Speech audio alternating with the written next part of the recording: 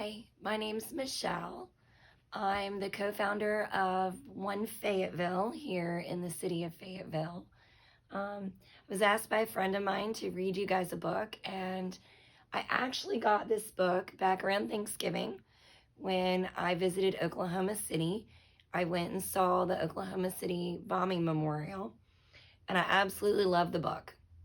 It's called The Survivor Tree. It's by Gay Sanders, and the illustrations are by Pamela Behrend. It says, "For the ones we lost on April 19th, 1995. Nearly 100 years ago, I was a tiny cutting from a great American elm. A loving family planted me in their yard as their horses and wagons clip-clopped along the dirt roads of a young town in the Oklahoma prairie called Oklahoma City. That day was the beginning of my story. The children and I grew up together. As this new American city grew bigger and bigger all around us, gravel roads became paved streets. Streetcars and automobiles replaced horses and buggies. Men built buildings so tall they were called skyscrapers because they seemed to touch the Oklahoma sky. Those were exciting days. As the years went by, I learned some days bring sadness. The family that loved and cared for me outgrew their home and had to move away. When moving day came, I gave them my comfort and shade one last time, one by one. They hugged me and waved goodbye. That day left me all alone for the very first time.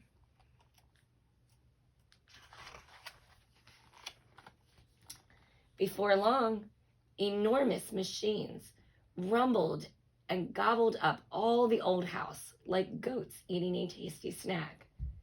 Then workers with hammers and nails came to build something new. Every day the workers would seek out my shade as they ate lunch or napped on their breaks.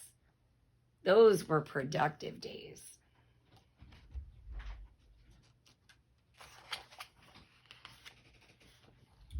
One afternoon when the building was nearly finished, I overheard the workers talking about me as they ate their sandwiches nearby. The boss says this tree's got to go. We can't cut this tree down. It's the only shade around. Their words worried me, but no one cut me down that day.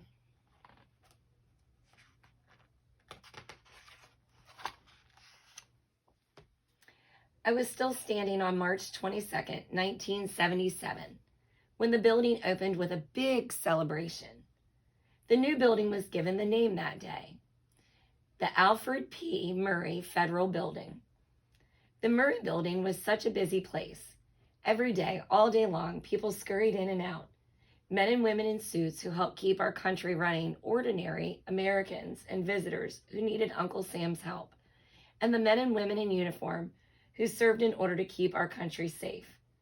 Best of all, the many children from the little daycare inside the Murray Building who came each day to laugh and sing and play under my branches.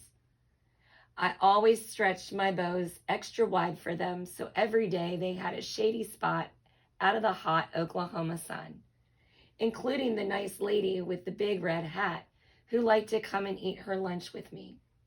Those were useful days.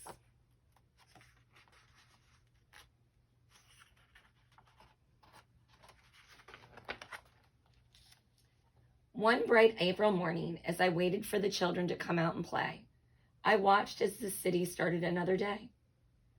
I did not feel the hate in the air, and I did not notice the big yellow truck parked so near the building.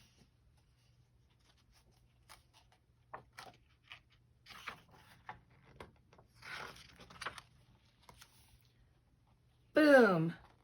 The ground beneath my roots shook, and the windows across the city shattered. The explosion was so loud, people heard it more than 50 miles away. Then silence. That was the day the clock stopped at 9:02 a.m. What I saw next was stranger still.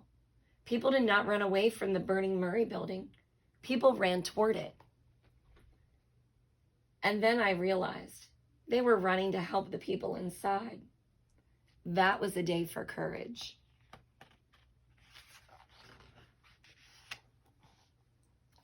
Help came first from Oklahoma, but then from everywhere. By the end of that day, first responders from Arizona and New York had arrived. The first responders brought rescue dogs, wearing little shoes on their paws to avoid injury. Dogs and handlers searched tirelessly through the mountain of rubble as day turned into night and back again.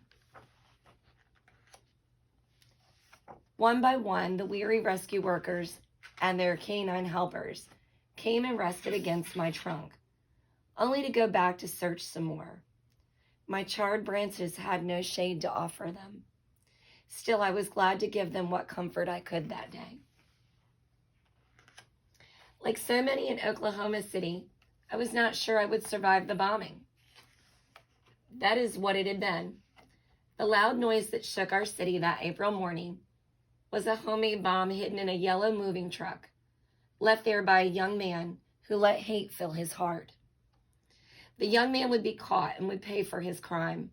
Our city would be left to deal with the deconstruction the young man had left behind. Once again, the calls came to cut me down. It's got to come down. There's evidence in those branches, one man said. Look at it, another worker said. It's barely standing. It'll come down soon enough on its own. The third was amazement in his eyes, whispered, I can't believe it's still here. They did not cut me down that day. Instead, in short order, they climbed into my blackened branches and gently removed the debris and evidence they had collected there. Did they know I was alive that day? What was left of the Murray building was put under a big, bright spotlight, and a fence went up to keep the area safe. And then, to everyone's surprise, the people began to come to the fence, 24 hours a day, rain or shine. I watched as visitors comforted one another and tied messages and keepsakes to the fence. Teddy bears, photographs, American flags, a single red rose, a fireman's hat, a child's drawing, letters both long and short. The gifts filled the fence not once over, but over and over again. Each and every one was carefully saved when its time on the fence was over. Then 33 days, 21 hours, and 59 minutes after the day the city went silent, America gathered to watch the last remnants of the Murray building come thundering to the ground.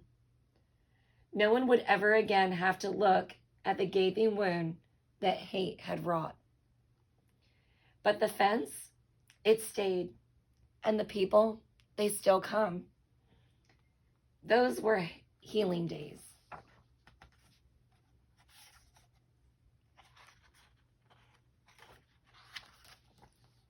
The first summer after the bombing was followed by the first fall.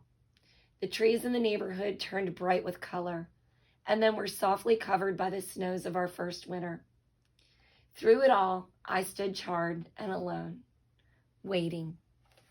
Those were uncertain days. I felt the warmth of spring arrive and the buds well up my branches.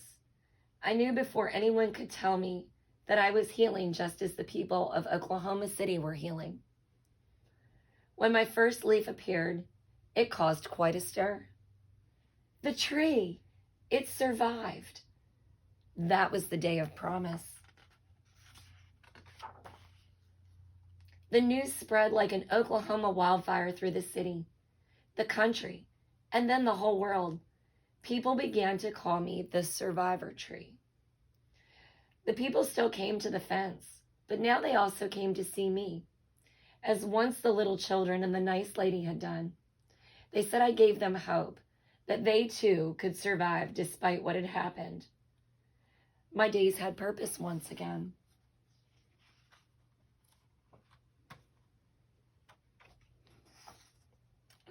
sorry, it's a new book.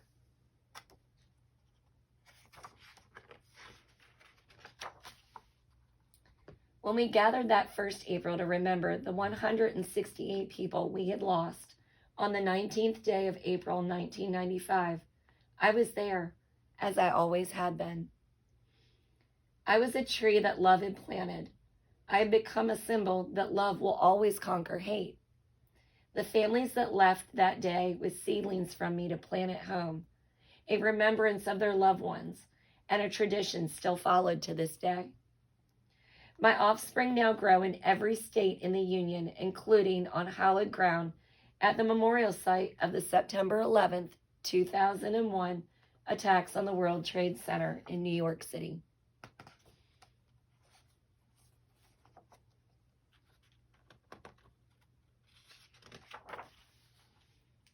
It has been many years since the world went silent that beautiful, clear April morn, but every single day, the people still come. Below me, a tranquil memorial park now stands, with 168 chairs, one for each person we lost that day. One is for the nice lady who no longer comes for lunch, 19 smaller chairs for the children who once played beneath my shade, and one for the nurse who chose to run toward danger on that fateful day. People from all over the world come now to stand by me and remember. They mourn what was done in the name of hate and what we lost that day. And as they wipe away their tears, they vow to never let such an act of hatred happen again. They leave promising to teach their children the power of love and tolerance. I watch them go and know our world will be better for having them come here to see this place, to learn about what happened on April 19th, 1995. A day we promise to never forget.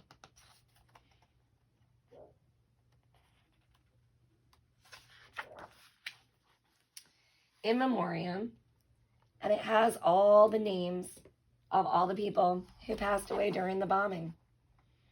It says, the spirit of this city and the nation will not be defeated. Our deeply rooted faith sustains us. And that's the inscription on the survivor tree wall.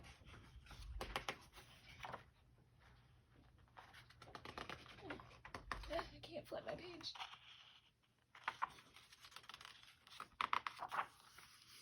And at the end, it says, we will never forget. I hope you all enjoyed my story. This has definitely become a favorite of mine. I read it when I was there. And I will tell you that I did cry going there. It's a very somber place, but it's a place that hatred tore apart, but love built back. So thank you for reading with me. Hope you all have a great day.